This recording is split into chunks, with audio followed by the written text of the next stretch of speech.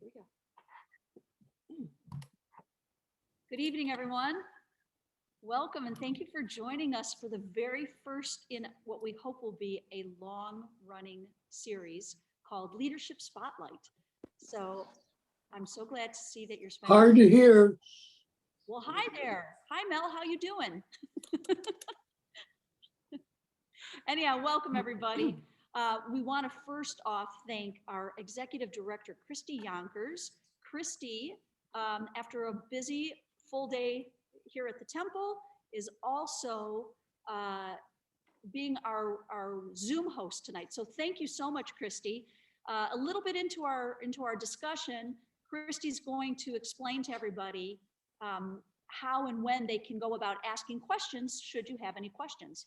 So first of all, I want to thank Jane Joseph for joining us. You're welcome. And You're Jane, welcome. I know you had a couple people you wanted to mention. I do. I really want to thank Barbara Kuby, Sandy Zeev, the High Lifers and TWA for honoring me with this invitation to participate in the Spotlight series. I really, really appreciate it and hope I can offer something valuable to folks tonight.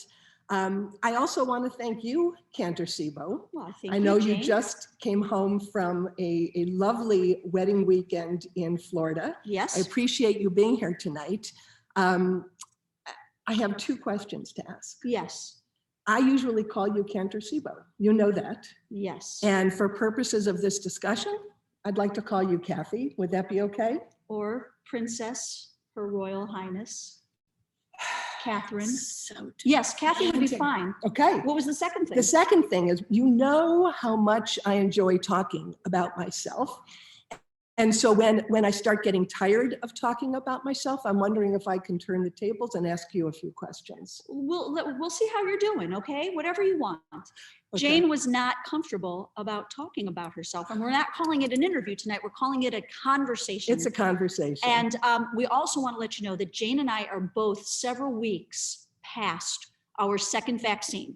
So I don't want anybody worried. We're sitting a couple feet away from each other, but we both have been doubly vaccinated and we're 3-4 weeks past that second vaccine. That's correct. Okay, very good. I also want to let you know that the next time this Spotlight, Leadership Spotlight series occurs, and I'm not sure what the date will be yet, it hasn't been determined, nor has the leader that we're going to be learning more about. But the next time it happens, Rabbi Klein will be the one who will be leading the discussion or interviewing. And with that, I think we should get started. Are you ready? You don't think you'll want to interview me again? Well, I'd love to interview again, but Rabbi Klein goes next. Okay. So we'll see how it goes. So Jane, you're a Cleveland girl, right? I am indeed. Tell all of us a little bit about your roots. Where were you born? Where'd you grow up? Yeah, I was born in Beechwood. Moved to Shaker Heights pretty early on, went to the Shaker schools, graduated from Shaker High, then went to Oberlin College. After my second year at Oberlin, I went to the University of Edinburgh. I spent a year in Scotland as a non-graduating student, which was unbelievable. Really, really good learning experience. And after that, I moved to Minnesota. Minnesota? Yes. Wait, can we back up Sure, 1 second? Tell me sure. again, you majored in? Anthropology and Wow. sociology, very, very important. Very interesting. Are we worried about? You This were- is like You made me Barbara cry. Walters. You made me cry. No. All right. So anthropology. Yes, Wow. yes. I love the study of culture. All right. Still and, do. And have you been back to Scotland since?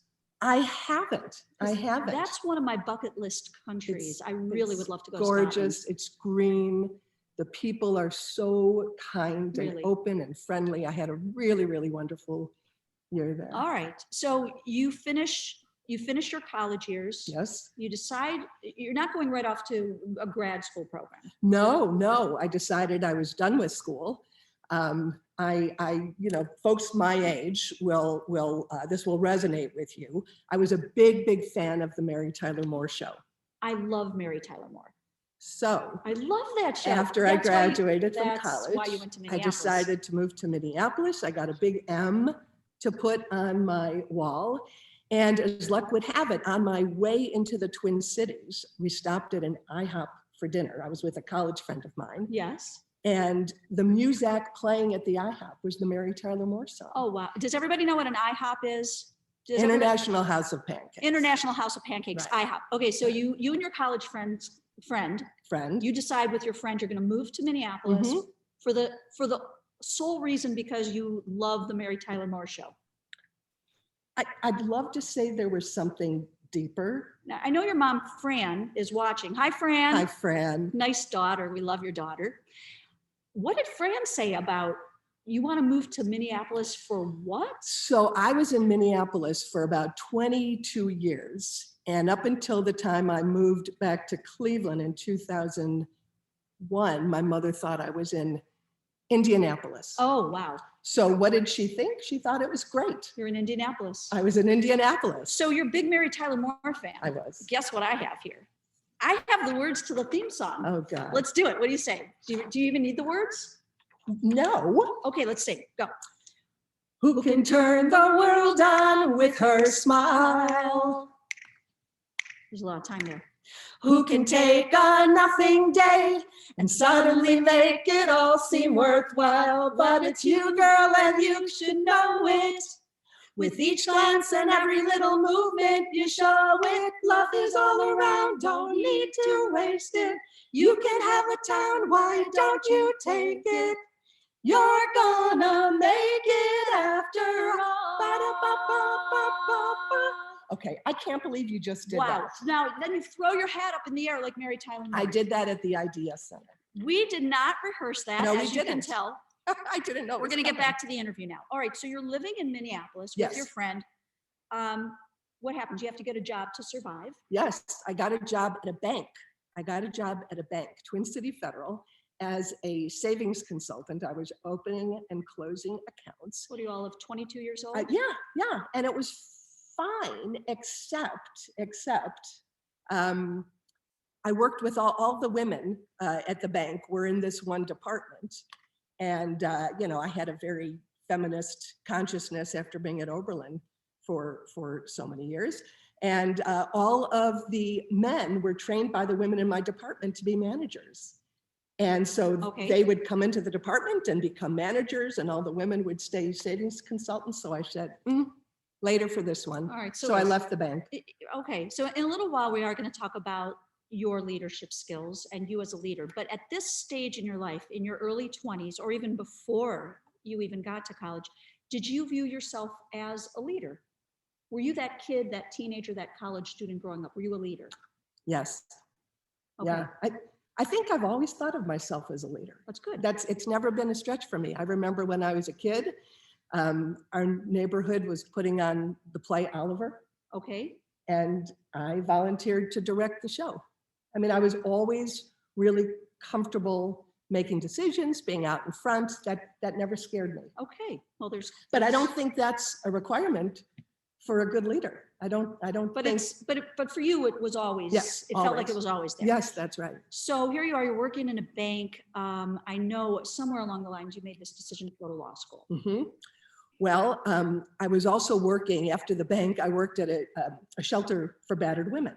Wow. When I thought I wanted to become a social worker, this was my passion. I loved it. I loved the work. But I got very frustrated working with women who stayed with their boyfriends and husbands. And I found that I really loved going with them to court to get orders for protection. I loved acting in the role of an advocate. And that seed was planted. Yeah. Okay. I think it was probably always there, but I didn't have lawyers in my family. So I didn't really know about the law, but that's where I started thinking about being a lawyer. All right. And did you attend law school in Minnesota? In Minnesota, I went to a law school called William Mitchell in St. Paul, graduated in 1985, and just out of law school, got a job with one of the bigger firms in the Twin Cities. Okay. And loved it. Really loved it. So I have not gone to law school, but I know, like medicine, there are so many areas of law, right? Yeah. Mm-hmm. All right. So when you were coming out of law school, what area of law did you think you wanted to pursue? So I really didn't know a whole lot about the different practices. Since I was at a big firm, I thought I would have exposure to a number of different areas. I was first placed in the insurance subrogation department. Wow. Does that sound Really? And actually, a partner at the law firm called me into his office about 2 weeks after I started. And he said, Jane, do you care about insurance subrogation? And I said, no. Right. And at that point, I suspect I knew what it was, so I could confidently say that I wasn't interested in it. And so he invited me to join the mass tort department. A mass tort is a case. It sort of sounds like a class action, but it's not. Is that like, yeah, it's not. There are these big cases, but they're individual cases that are consolidated on behalf of people, all of whom use the same drug or product, okay, and suffered same or similar injuries. Okay. And so you've got all these big cases that are consolidated together in federal court, and it's called multi-district litigation. And that's what I've been doing for 36 years. And this is an area of the law where you can actually feel like you're making a difference. Absolutely. In someone's life, and possibly even the underdog. Yeah. Which is so you. It is sort of me. It is sort of you. It is. So let's talk about your career for a moment. And then, then I want to go backwards a little bit. But so in the 30 plus years that you've been doing this, what group of people, what type of cases do you represent? Oh, golly, there have been so many. I've only represented plaintiffs, individuals, mostly women, birth control cases, IUDs, birth control pills, a lot of a case involving use of a drug called metoclopramide, L-tryptophan, a dietary supplement that was sold over the counter to help people sleep. I mean, there have been so many cases, and I always represented the individuals against the pharmaceutical companies or the product manufacturer. And I've loved it.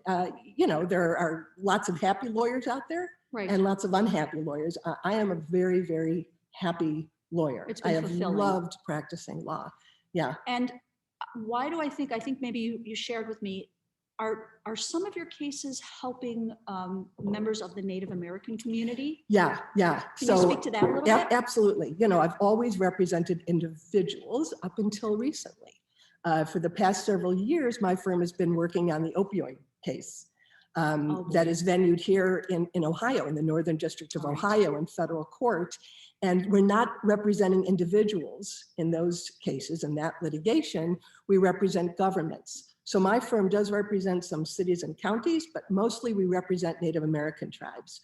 So, and the opioid crisis has had a disproportionate impact, about 2.5 times what non-Native individuals and communities have experienced. And so it's been a huge education for me to learn about Indian country and Native cultures, and it's just been really fulfilling.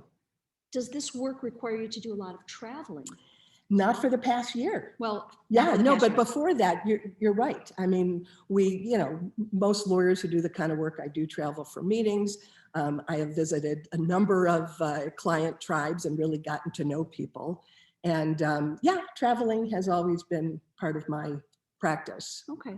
So let me back up just a second. Tell me again what year you finished law school. 1985. Interesting, because you finished law school in 1885. Wow, you look so great for your age. Jeez, Kathy. 1985, she finishes law school.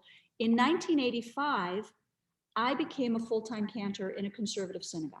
Oh. And I see my friends. Yep, there's Harriet and Bert Siebert. Hello, they know me from my first congregation, Beth Anu. Oh, sweet. But when I became a cantor in 1985, especially in the conservative movement, there were no women. Now, in your area of work, back in 1985, late 80s, early 90s, did you feel that as a woman you were a minority, you were alone? Tell me what that was like for you. You will not be surprised to hear that, yes, I was in the minority. Okay. I always had very, very supportive lawyers around me in my firms. But yeah, I had some pretty awful experiences. Right. And every time I had an awful experience, I always got support when I went back to the firm. Right. Because here you were 20 something. Yes, yes. And you're this young, Yep, vivacious, yep, smart, beautiful, talented young lady surrounded by a lot of men. yeah, Okay. yeah. There were some uncomfortable moments. Right. Yeah, All yeah. right. yeah. Oh, do you want me to talk I don't know. about Do you those? want to? Oh, I remember I was in a deposition. I was the only plaintiff's lawyer in the deposition. And all of my opposing counsel, there were different manufacturers in the case, and all of my opposing counsel were men, and the witness was a man. And they made it a very awful experience. One of the guys took off his shoes and was playing footsie with me under the table. This was one of the lawyers on the other side. Oh, no. And at one of the breaks, I reached into my pocket because something felt wet, and one of the lawyers had put a dill pickle in my pocket. They were having fun. But actually it has a good outcome. I went back to my firm, talked to the partner in charge, and we jointly wrote a letter to the ethics board of the states they were in. Excellent. So yeah, but I think a lot of women have gone through similar things. All right. And well, I thank certainly you for wouldn't put up sharing with that story. today. I'm looking at the water and the wine. So after that story, maybe a sip of wine. Yeah, Okay, yeah. fine. So here's to stand, knowing how to stand up Yep. and find your voice. Yep. L'chaim, everybody. And All it's right. something I talk to my kids about all the time, standing up for themselves, right? Very important. Yeah. So speaking about kids Yes. and the loves of your life, Yes. you when you came back to Cleveland, you picked up a very important souvenir in Minnesota, didn't you? Your sweetheart? Oh, yes. Well, of I'm course. not talking about a fridge magnet here. I'm not talking about that kind of souvenir. Yes. I met Bob Elson in Minnesota. So Dr. Bob Elson. He's the Yeah. best. Is he the best? He's the best. He's a doctor here in town. He's a doctor here in town. He is a hospitalist, and his specialty is in the area of geriatrics. Okay. And he's just the kindest, most supportive person I know, which is good because I get to be married to him, and he's a great dad, a really wonderful dad. Now, is Bob originally from Minnesota? He's from New York City, Okay. 89th and Broadway. All right. And right in the heart of it all. yeah, well, Okay. in fact, he loved not New York City so much that when I met him in Minnesota, he was living on 6 acres of land, catching varmints. Oh my goodness. Yeah. Okay. I lasted about a year there. Wow. Varmints. How many times do we get to use that word at the Temple? Varmints, everyone. All right. So you and Bob came back to Cleveland. Came to Cleveland in 2001. And as both of you are building your careers, you're building your family. Can you tell me a little bit about your family? Yes, I have amazing kids. Well, first of all, some family members are on this call. Hi, Mom. Hi, Mom. Hi, Beth. Hi, kids. We have 3 kids. The oldest is Hannah. She'll turn 30 in about a week. Oh my gosh. She graduated last spring from law school. She's still in North Carolina, where she went to law school because of COVID. But she has a really great job at a big firm that's based in San Francisco called Morrison and Forster, and she is working remotely at this time from North Carolina. So she's working for the law firm that's on the other side of the country and finishing up law school. No, she's done with law school. She graduated last spring. Oh, okay. Yeah. All right. So she started working in September. Actually, no, more recently because of COVID. Right. Everything's been pushed off. Well, Hannah, happy almost 30th birthday. Unbelievable. I can't believe she's going to be 30. I know. All right. Molly, and you know all these kids. I do know these kids. They're great Molly, kids. Molly is graduating medical school in 2 weeks. Wow. Mazel tov. Yeah, thank you. And she's moving back to Cleveland. She has a residency at the Cleveland Clinic, which we are so excited about. Really, really Great. grateful. So she'll move home, start a residency in ophthalmology, and she's getting married on October 3rd. Fantastic. And we really love Jake. He's just a dear, and they will join the temple. Yay. We're really excited. Okay, this is great. Our youngest, who I know you also know and love, Very much so. was given the name Rachel at birth, now goes by Robbie, and uses the pronouns they, them. Well, mazel tov to Robbie as well. Mazel tov to Robbie. Robbie is living in New York City. working half-time at a girls' school as a teacher's aide. The other time, the other half of her work week, she actually works for me during COVID. She's doing some paralegal work for us. And then Robbie, is she paying you well? Is mom taking care of you? Okay. And then next month, they are moving to Maine to be a farmer for the summer. And then after that, who knows where Robbie will go. That's awesome. That's really cool. Yeah, all right. they're wonderful, amazing kids who care about the world, who are doing such great things. And I could talk about them for hours. I bet you'd rather talk about them than you, but back to you. Okay. Now, all right, so that's your family. That's wonderful. And as we know, your mom, your sister, and so many of your loved ones are right here in Cleveland. And you knew my brother. I knew your brother of blessed memory. Yeah. He was The best. He was fun and smart and wonderful. Yeah. And your sister is also quite talented. Yes, She's an she amazing is. musician as Yes, well. she is. So let me ask you a question. You come back to Cleveland, and I know you told me that one of the first things you wanted to do was join a synagogue. Yes. And you came here to the temple. Yes. No. No, I didn't. Wait, So did I you? grew up at Park Synagogue. Before you went off to Minneapolis, you were a Park Synagogue kid. Okay. Yes, was bat mitzvahed there, confirmed there, moved back to town. My brother was on the board, my whole family. Your brother was on the board at Park. At Park. Okay. And my family, everybody was members there. And I contacted their membership person and couldn't get a call back. And I know this wouldn't happen today. I'm quite sure it wouldn't happen today, but it did happen. I had a hard time sort of getting in the door. Wow. And so I was a member of the family was a member of a Reformed congregation in the Twin Cities. And I sort of felt like in my heart, I was a Reformed Jew. Mm-hmm. So I started looking at Reformed congregations around town here. And I got an immediate call back from the temple and came here and fell in love. And I joined the temple the same time Rabbi Block joined. We came to the temple at the same time. That was, I want to say May or June, right before 9/11. Correct. Right? We moved to town in April. And so you joined in the spring of 2001. Correct. Did you jump right into being involved here at the temple? So, in Minnesota, the Jewish community was not nearly as large and active, at least as far as I could tell, as it is here in Cleveland. And so when I moved here, I was sort of I grew up here, but I hadn't lived in Cleveland since I was 17. So I had no community. So we were really looking for community. You were away from Cleveland almost as long as you were. 22. Yes. Okay. Easily. That's right. That's right. So I was looking for community, and I was sort of disappointed that there wasn't more going on for me at the temple when we first got here. So I remember Bob and I went to Rabbi Block and said, what gives? We come here on Sunday and I don't see a lot going on. We're trying to meet people. And he said, just wait. Have I got a program for you? And the program was Shabbaton. Shabbaton. You were a charter member, we should say. Yes, that's can true. you tell, we have some people on the call. Christy's been texting me, and I appreciate it, Christy. It appears that we've got something in the neighborhood of 65 or 66 households, which means there's probably close to 80 to 100 people, because some households will have more than one person on. But of these nice people who are on, some of them might be very familiar with the Shabbaton program here at the temple, but I have a feeling that some of them don't know what this program is. Could you explain a little bit about our temple's Shabbaton learning program? Sure. It's an alternative to Sunday morning religious school, the Temple Learning Center, although Shabbaton is, of course, under the umbrella of the Temple Learning Center.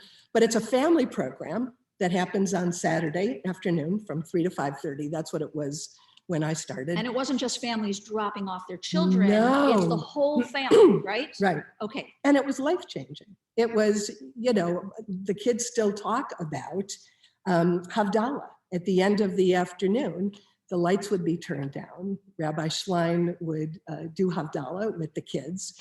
And then the kids would jump into our laps. And so much of what we do here at the temple is about creating really memorable, significant Jewish experiences for families and others. And that's what it was for me. It was just the most terrific community building, program. And very quickly after I got involved in Shabbaton, Rabbi Black was very good at sort of, identifying future leaders. And so I joined the board, and that was the beginning. So Jane, in a moment, I'm going to ask you to talk a little bit about leadership skills and what you feel makes a good leader. I'm also going to ask you a little bit about your presidency. For our friends that have joined us tonight, Jane's 3-year term is actually miraculously. How did 3 years go by? Yeah. Jane's 3-year term is coming to a close this June, and she will be stepping down and become our immediate past president. And in your 3 years here, there have been some changes at our congregation. There's been some changes in the world, what it's like to try and be a leader during this pandemic. So in a moment, Jane, we're going to talk about some of those moments, the joys and the oys, as we say, okay? The highs and the lows, the challenges and the successes. But before we do that, I'm wondering if I could ask Christy if she would just explain to everybody on the call that probably in about another 10 or so minutes, we're going to open it up to some questions for Jane. And I have a question for you. Oh, and maybe I'll have a question to answer as well. But Christy, if you wouldn't mind taking the microphone and tell our viewers the different ways in which they could pose a question to Jane in approximately 10 to 12 minutes when we open it up for questions. Okay, so there are a few ways that you can ask questions. You can type your question in the chat if you'd prefer that I read it to Cantor Sibo and Jane. You can also, at the bottom of your screen, there should be an option that says reactions. And when you go into reactions, there's a raise hand option. And if you just click that button and leave your hand up until we get to you, and hopefully we'll be able to get to everyone.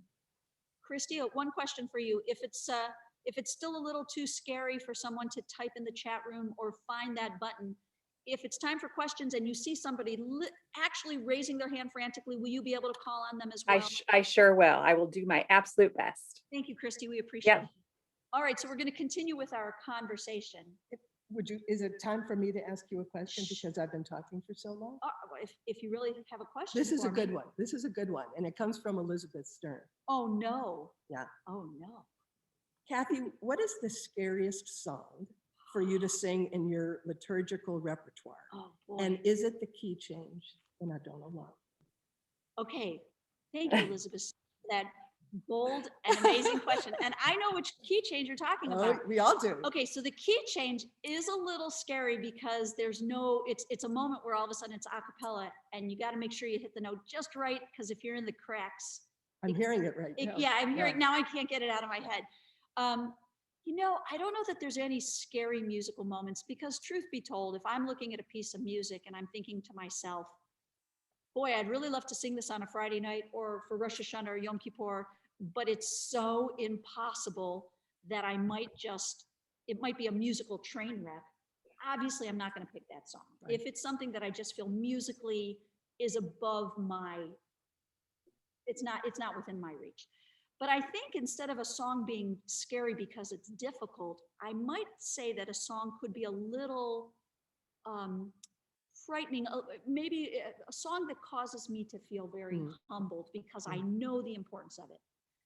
If I'm singing something in the Yizkor service, if I'm singing that Avinu Malkeinu or Kol Nidre, something that I know, and the listener might not know what one word means, but they know that it's important, and I know it's important to them. So that I feel the weight of that, and that causes me to try to be responsible and live up to what the congregant is expecting. So that's beautiful. Thank you, Elizabeth Stern. We'll sing the key change later. All right. You'll do that one on your own. Back to you, yes, Jane. Okay. Okay, so Jane, what do you, as somebody who really feels that she was a born leader, and as a kid, as a teen, all up until this point, you felt that you've possessed good leadership skills, but all of us, we have role models. Who are your models? Who are your role models as leaders? Wow. And I mean, maybe it's somebody who's very famous. Maybe it's somebody who lives right next door to you. Well, I'll tell you, when you talk about role models, I think about mentors. I have had the most incredible mentors in my work life and in my temple life. I have a partner now who is younger than me, but I consider to be a mentor and a role model. Wonderful. Because he's so good at consensus building and so good at doing the right thing. One of the things that I am so committed to is using other people. There's so many smart people in my life, and I reach out to people all the time. I'm sure many of the people on this call can attest to that fact. I see Christy smiling. Christy, how many times have I reached out to you? I reach out to Rabbi Cohen all the time, our past presidents. I mean, there are so many people who are smarter than me, more experienced than me in certain areas. And when I hit a roadblock, I am really, really quick to reach out and lean on other people for advice and input. You know, I can talk about the changes to our board governance structure that we've been working so hard on. Sharon Sobel Jordan, Jen Margolis with the Rabbinic Search Committee. I mean, there are just so many people that I am on the phone a lot, reaching out to people for help. What qualities, I know you're describing some of these qualities already, but what other qualities do you feel make for a good leader? So I have to qualify my answer, because everything I'm talking about is aspirational. You know, Sure. None of us have reached a pinnacle of, you know, perfect leadership. You know, we have good days and bad days. So the things that I really aspire to achieve are things that I can talk about. But, you know, I think a good leader is a listener. Right. Sometimes I'm a really good listener, but not always. I think a good leader leaves her ego aside and really focuses on the organization or the cause. In my work life, the case. Sometimes I don't do that. So I really just want to make clear that all of these things for me, I work on so intently in my life, and especially over the last few years as Temple president, because I think that's another thing that is the hallmark of a good leader, is just commitment to a cause, Right. Believing so strongly in the work that you're doing, the case that you're working on, the vision of the temple. Again, you know, Rabbi Cohen and Christy have been so creative and innovative in articulating their vision for the temple. And so for me, having that vision in my mind, it's like sort of a North Star, you know, when there are decisions to be made. Are these actions consistent with our vision? Are these actions, are these decisions in support of our mission and our values? And so I think a good leader always has those things in mind. So, you know, not letting your ego get in the way, being a good listener, not being afraid to screw up. You know, because if you're going to be out in front, you're taking risks, right? By definition, you're taking risks. And sometimes they're going to work out and sometimes they're not going to work out. And I would hate to be a leader who is always playing it safe. Right. So there have been many times in my professional career and my temple life where I feel like I did take risks, and I'm sure some of them flopped, but many of them Succeeded. paid off. Yeah. So you just helped me segue into the next question. In the 3 years that you've served as president, Yeah. first tell me about some of the challenges, because, you know, every year for any organization, but we'll talk about the Temple-Tifereth Israel, you know, any year can bring a whole new set of unexpected successes and a whole new set of unexpected challenges. So Yes. what have been, do you think, your greatest challenges during your time as our president? So the obvious one is COVID, Right. right? You know, I'm thinking about the meetings. Rabbi Cohen and Christy and I meet every week. Okay. And it's been a gift and a blessing in so many ways. But, you know, in January and February of 2020, we had phenomenal plans to do some really wonderful things.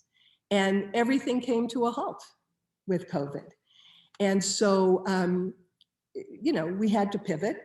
You know this better than anybody. The way that our clergy stepped up to meet the needs, the very changed and significant needs of our congregation. was remarkable and extraordinary, and I've told you that many times. So COVID took, sort of normalcy and turned it upside down. And that's been a really huge challenge. I'm really proud of how the temple has stepped up with programs and services to meet the needs, and reached out to so many congregants to make sure they were doing okay. Fortunately, we're looking at the light at the end of the tunnel, but it's really been a long 14 months, as we all know. And I'm just so proud of what we've done. I would say the other challenge, and this is something I think going forward, is, membership trends and demographics. I mean, the world has changed. People don't affiliate with organizations the way they've done in the past. Right. And so I think, the temple has always been so sort of remarkably innovative at sort of opening eyes to the reality of the situation and figuring out how to meet the challenges that lie ahead. And so that's what we're doing. Those are some of the challenges. And I would also say, some of the challenges I feel like are our greatest achievements. The Rabbinic Search Committee that I co-chaired with Howard Epstein. That was a difficult, long process. But I'm so proud of the work we did and so proud of the outcome of that search. As I said, challenges can also be pretty big and important victories. Absolutely. Have some water or wine. You've got to be thirsty. You should have some water and wine too, everyone. So while you're talking about the challenges, you've been able to express through the challenges what some of the joys are. What are some of your happiest moments as president? Or just as Jane the congregant, maybe not even the president, but what are some of your greatest joys with the temple? I love services. I love hearing you sing. I love hearing you sing. Oh, geez. We're going to do the Mary Tyler Moore song at Friday nights now. Oh, yeah? Maybe not. The opening number? Maybe. I could never have done this work because it's a lot of work.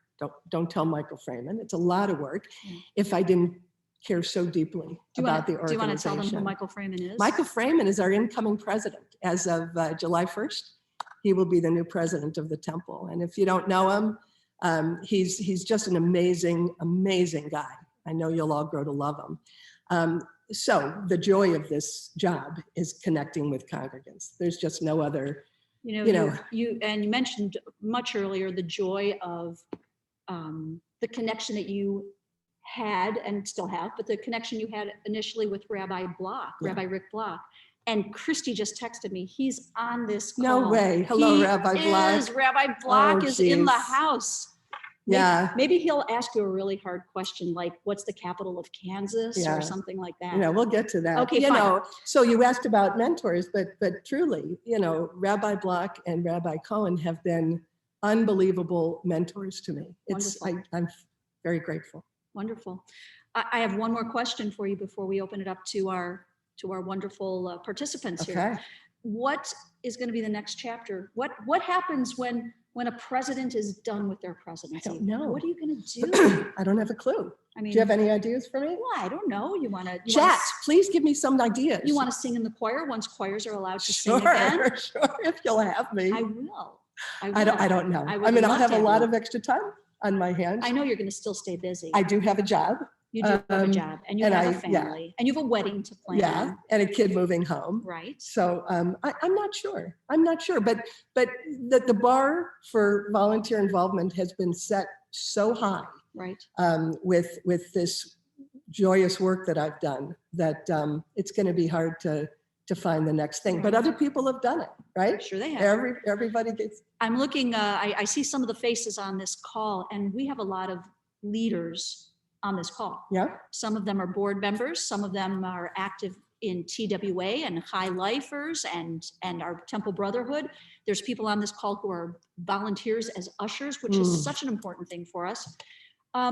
If there's somebody on this call who is thinking, I'd like to get more involved. Yeah. So one of the very exciting things about our new board governance structure is that we have really sort of upgraded the work of our committees. The work of the temple is done at the committee level.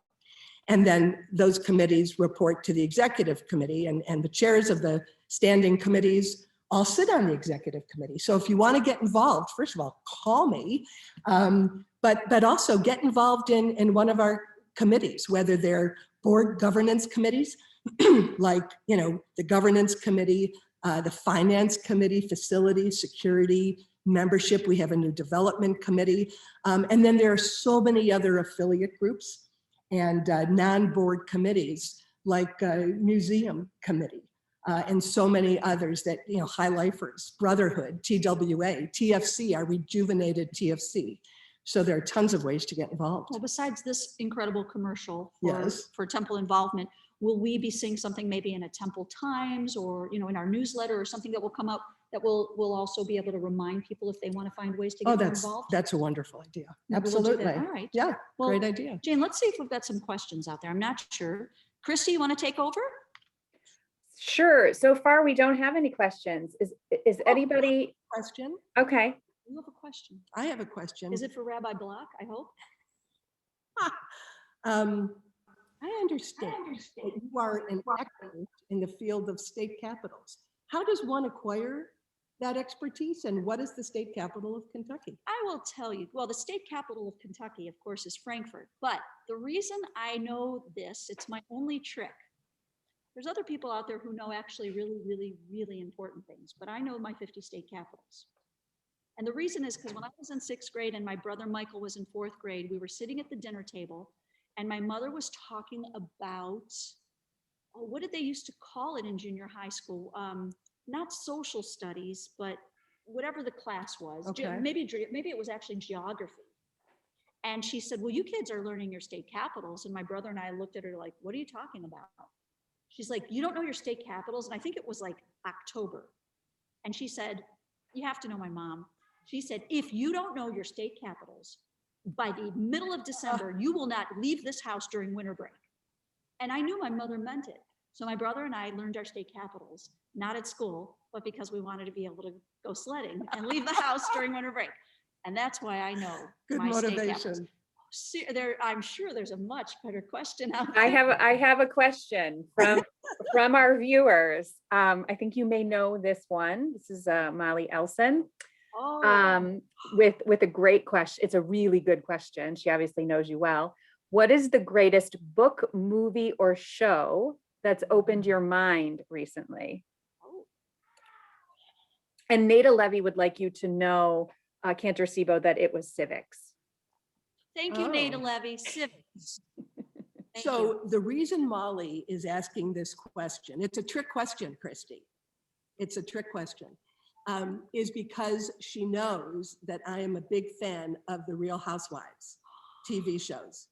And people who know me understand this, and they're not surprised at all because I love trash reality TV. I hear you. But people who only know me as, you know, president of the Temple or as a lawyer may be a little surprised to know that. But I do like escapist TV. Thank you, Molly, for forcing me to disclose that to the Temple. Thanks, Molly. And the Real Housewives is what opened your mind recently.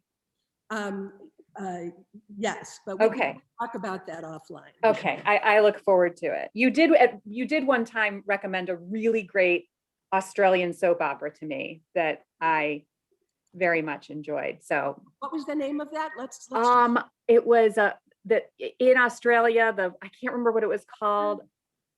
It wasn't Offspring. I found out about Offspring after watching it. I don't know. It was great and very trashy. Another question from Steve Miller. For you and your family, what has made Reform Judaism the more fitting choice than the conservative practice and perspective from which you grew up? Well, it was something, Steve, thank you. It was something I sort of knew in my heart before I understood in my head. It was the commitment to egalitarianism, to science, to scholarship, to social action. And these are things, you know, one of the joys of having Rabbi Cohen as our senior rabbi is my introduction to these things. My head and my heart are now aligned on Reform Judaism. Now I know why I always felt so comfortable at a Reform synagogue. And I'm learning. I mean, I'm at Rabbi Cohen's Saturday afternoon class every week because he's teaching me even more about Reform Judaism and our values. Wonderful. Good question. Okay. Oh, this is Jane's sister. She Hi. didn't tell anyone that she was the first female president of Mercer School. Oh my goodness. Thank you, Beth Ray, for that. Yeah. Molly mentioned that earlier as well. This is really important. You were the president So, of your elementary I school? forgot to mention that when you asked me if I Wow. always, so when I was in sixth grade, I was the president, I was voted the president of Mercer Elementary School in Shaker. And Mrs. Van Duzen, the principal, congratulated me and said, you know, congratulations on being the first female president, right? I thought I was really special. Beth, you know this story. Years later, when we moved back to Cleveland, we were somewhere and a woman came up to me who was about 10 years older than me. And we were talking about growing up in Shaker. And she said, you know, sort of fake humbly, you know, Jane, I was the first female president of Mercer School. Oh no. So Mrs. Van Duzen, misrepresented, was trying to build my confidence, but so I was not the first female president of Mercer. And again, thanks, Beth, for highlighting that. There is from Rabbi Rick Block. Oh, him. Question for Jane. You were heavily involved on a leadership level in our work on cultural transformation and innovation in learning. How do you see those as a focus for the congregation going forward? Well, Rabbi Block, that work is what changed me. First of all, I got to know Bruce Goodman. You know, I was talking about different leadership styles. You know, we all think that a born leader is the person at the front of the room who's the loudest and the pushiest, orders people around and tells them what to do. Side note, as a lawyer, that's what I saw a lot of. And then you appointed Bruce Goodman to lead this work. And I saw what a quiet, strong leader looks like. And it really changed me. And so that work was my first introduction to vision work, identifying values and mission, and also being very deliberate about process. You know, in both the Learning and Leadership Task Force and the congregational vision work, we mapped out a very rigorous and intentional process for doing the work that we set out to do. We had great support. And I think it really taught me how to set up a process to get something done. I had never been through anything like that before. And I think our vision today still holds up. We work off of it. We're doing a lot of mission and values work now and in the next year, particularly with our board. So I think it's changed the congregation. I think most people recognize the vision statement. We are a warm and welcoming synagogue family where each person matters. I think a lot of people are able to recite that. So Rabbi Block, well done. You changed us. Beautiful. Great question. Okay, there was a lot of love for Mercer. Rabbi Schlein also was president at Mercer Elementary School. Ruthie Mayers says, a cheer for dear Mercer, the best school of them all. Stacy Schlein says, we hail and salute thee. Ruthie Mayers says, sing the Mercer school song.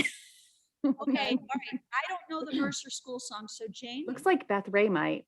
Okay, Beth? do you need a little water? Are you okay? No, I'm good. All right, get it. 3 cheers for our dear Mercer, the best school of them all.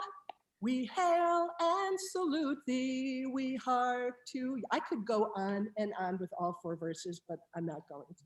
That was a Okay. beautiful rendition of That was verse. beautiful. We have oh, Ruthie's clapping for you, just so you know. So you must have gotten it right. Mayors. We have a few questions, but I want to say the name of the show was Wonderland. I did have to, yeah, remember. Australian show. Oh, it's great. Okay. This is from Melinda Fine. You Melinda's just, my best friend from high school and still my closest friend. Can Hi, I, Mel. wait, Christy, before you ask the question, I just need everyone to know that, are you still nervous? Okay, good. Jane was a little bit nervous, friends. She's good now. All right, let's hear her. I think I best- texted someone today that I would rather do root canal. Yes. Melinda grew up at the Temple. Oh, good. Let's hear Melinda's She question. lives in New York City now. I hope it's a nice, embarrassing question. Let's Oh, hear. you described a number of qualities you see as essential to leadership and also mentioned feminist principles that have guided you for life. How do you see the connection between your feminism and your leadership?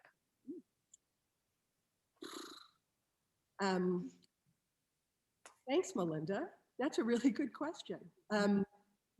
My feminism, it defines me. It's part of who I am, what I believe in, how I operate in the world.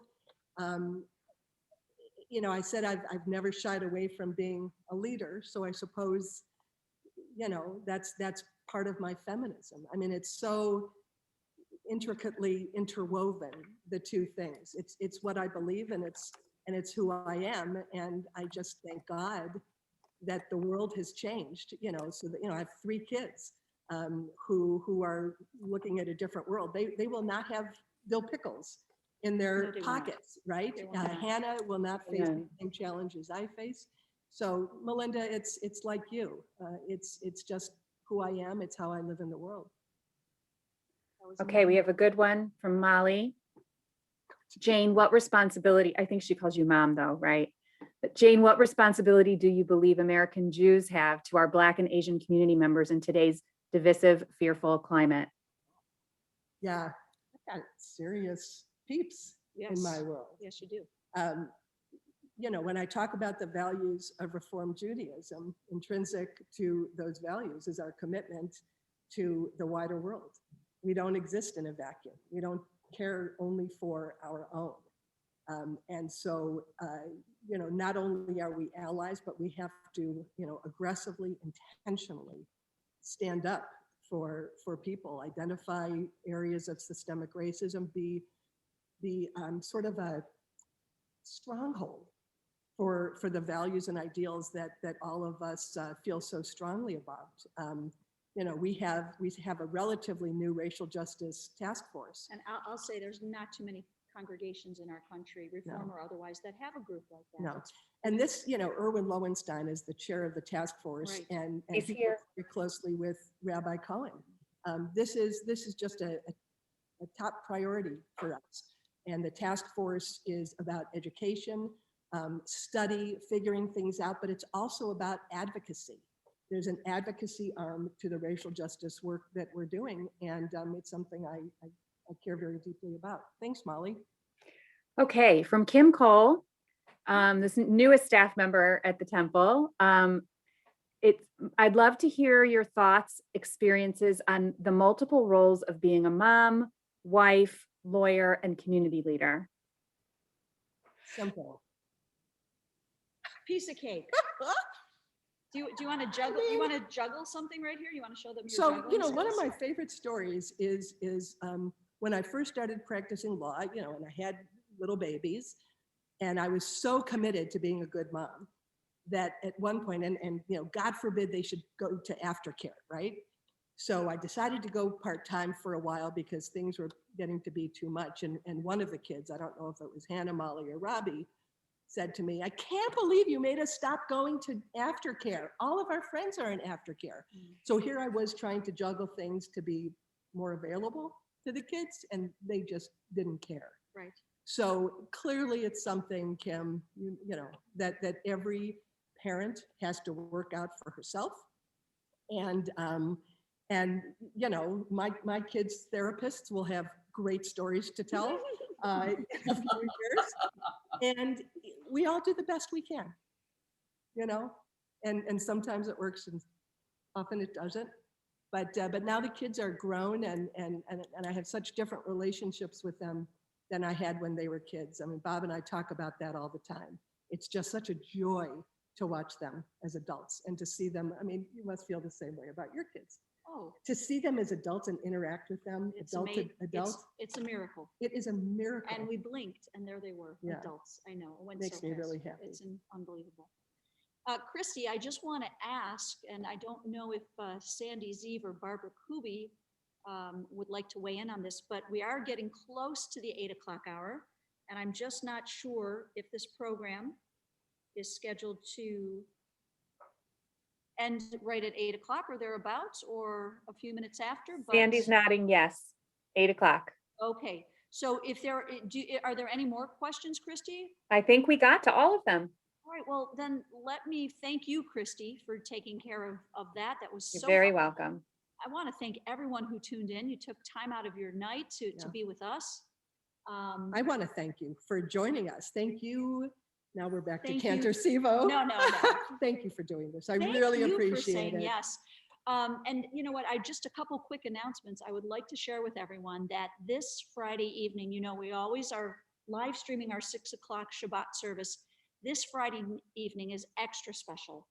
Rabbi Stacy Schlein, who at the end of May is leaving her position here as our Director of Education and starting a new chapter over at the Jewish Education Center. Rabbi Schlein is going to be joining the rabbis and I for our service. I have asked Rabbi Schlein to be the person to pick out all of her favorite melodies. Oh, nice. So I would say 90% of the music this Friday night will be Rabbi Schlein's favorites. And I already know that some of her favorites are also some of your favorites. Rabbi Schlein will be also sharing with us a devar that I'm sure will be very heartfelt and inspirational. And I do hope you will join us for Friday night Shabbat services at 6 p.m. There's also a very special ice cream kind of gathering Sunday afternoon. Christy, is that from like 1 to 3 maybe?